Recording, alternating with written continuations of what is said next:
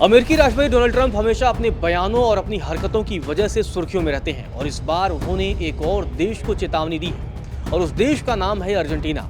और जब ट्रंप ये चेतावनी दे रहे थे सोनम, तब अर्जेंटीना के राष्ट्रपति भी वहां मौजूद थे और सीधे तौर पर अर्जेंटीना को लेकर बड़ी चेतावनी ट्रंप की तरफ से दी गई है। जिस तरीके से अर्जेंटीना के राष्ट्रपति के साथ ट्रंप की मुलाकात हुई है, अक्सर मुलाकातों में आपस की बातें होती हैं, बिजनेस की बातें होती हैं, लेकिन अब ट्रंप ने अर्जेंटीना को ही चेतावनी दे दी है। अमेरिकी राष्ट्रपति डोनाल्ड ट्रंप ने अब एक और देश को चेतावनी दी है और यहाँ पर देश का नाम है अर्जेंटीना, जैसे आपने बताया। अब अर्जेंटीना को चेतावनी देते हुए उन्होंने साफ शब्दों में ये कहा है कि जो अर्जेंटीना को आर्थिक सहायता है वो हम रोक देंगे अगर जो जेवियर मिलई हैं, जो वहाँ के राष्ट्रपति हैं, वो नहीं जीतते हैं तो। और उन्होंने कहा कि उनके भविष्य पर ही अब जो है आर्थिक सहायता निर्भर करती है। तो व्हाइट हाउस में दोनों की मुलाकात हुई, जिस दौरान ट्रंप ने ये कहा है कि अगर मिलई हार गए तो हम अर्जेंटीना के प्रति जो है उदारता नहीं दिखाएंगे, लेकिन अगर वो जीतते हैं तो फिर हम बहुत मददगार साबित होंगे। इसी के साथ ट्रंप ने जोड़ा कि अगर वो हारते हैं तो फिर हम अपना समय बर्बाद नहीं करेंगे और जो उनके विरोधी हैं, उनकी जो नीतियां हैं,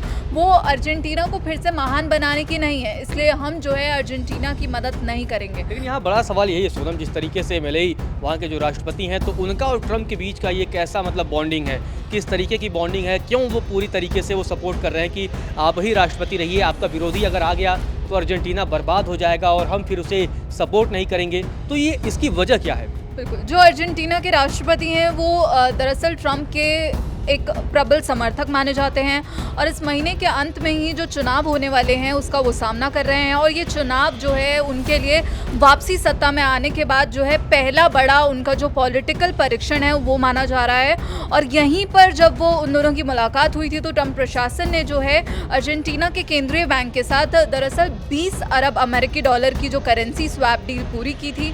और इसी दौरान जो अमेरिकी वित्त मंत्री हैं स्कॉट बेसेंट, उन्होंने कहा कि अमेरिका अर्जेंटीना की जो इकोनॉमी है उसको स्टेबल करने के लिए जो भी असाधारण कदम जरूरी होंगे उठाने को तैयार है। यानी कि उन्होंने पूरे सहयोग का जो यहाँ पर आश्वासन दिया और ये कहा कि जो हमारे सहयोगियों के साथ एक आर्थिक पुल बनाने का ये अवसर है और उन लोगों के साथ जो सही रास्ते पर चलना चाहते हैं। यानी कि उनका मतलब यहाँ पर सीधा था कि उनका मकसद भी वही है कि मेक अमेरिका ग्रेट अगेन, जो उनकी नीति है जो अमेरिका के ही समर्थन में है। तो उन्होंने कहा कि जो मिलई की जो आर्थिक सुधार नीति है उसकी हम सराहना करते हैं और अर्जेंटीना के पास जो अपनी अर्थव्यवस्था को ये जो है दोबारा से पुनर्गठित करने का सुनहरा मौका है। तो सोनम, जिस तरीके से अर्जेंटीना आखिर अमेरिका के लिए इम्पोर्टेंट क्यों है, क्योंकि क्या ये किसी गुट का हिस्सा है? जैसे कि अक्सर अमेरिका नाटो के देशों का समर्थन करता है, तो क्या अर्जेंटीना का आखिर लोकेलिटी कहाँ है और अमेरिका के लिहाज से ये इम्पोर्टेंट क्यों है?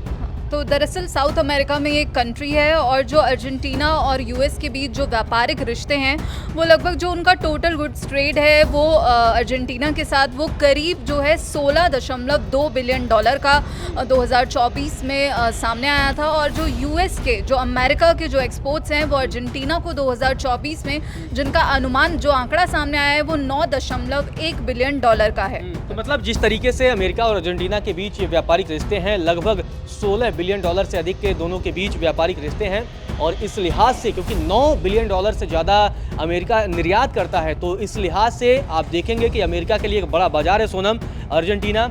और वहाँ पर जो मौजूदा सत्ताधारी हैं मिलई, उनको पूरी तरीके से समर्थन जो है वो ट्रंप का हासिल होता दिख रहा है। मध्यावधि चुनाव होने हैं और ख़ास बात यह है क्योंकि ये साउथ अमेरिका का देश है, ये नॉन नाटो देश है, मतलब नाटो में भी नहीं है, यूरोप से बाहर का देश है, साउथ अमेरिका का ये देश है और इस लिहाज से बहुत अहम हो जाता है। तो इसी वजह से वहाँ की सत्ता पर पूरी तरीके से ट्रंप नज़र बनाए हुए हैं। हाँ बिल्कुल, और इसी के साथ रजत यहाँ पर जो ट्रंप ने ब्रिक्स देशों को जो है टैरिफ की फिर से धमकी दी है, तो कहीं ना कहीं भारत को अब फिर से ट्रंप ने अपने निशाने पर लिया है और ये बोला है कि जो ब्रिक्स के साथ जुड़ेंगे हम उन देशों पर टैरिफ लगाएंगे। तो कहीं ना कहीं जो है ट्रंप अब हर देश को जो है धमकी देने पर उतर रहे हैं। वहीं अमेरिका और चीन के बीच भी अभी धमकियों का दौर जारी है और कहीं ना कहीं ये रेयर अर्थ मिनरल को लेकर छिड़ा हुआ है। और वहीं अब वो अर्जेंटीना को भी चेताते हुए नजर आए हैं। जब वो अर्जेंटीना के राष्ट्रपति से जब उनकी मुलाकात हुई थी, जब उनकी ये 20 अरब अमेरिकी डॉलर की डील हुई, तब उन्होंने ये कहा कि तब उन्होंने रूस यूक्रेन युद्ध का भी जिक्र किया था। उन्होंने कहा कि मैं बहुत निराश हूँ क्योंकि जो पुतिन है और मेरे बीच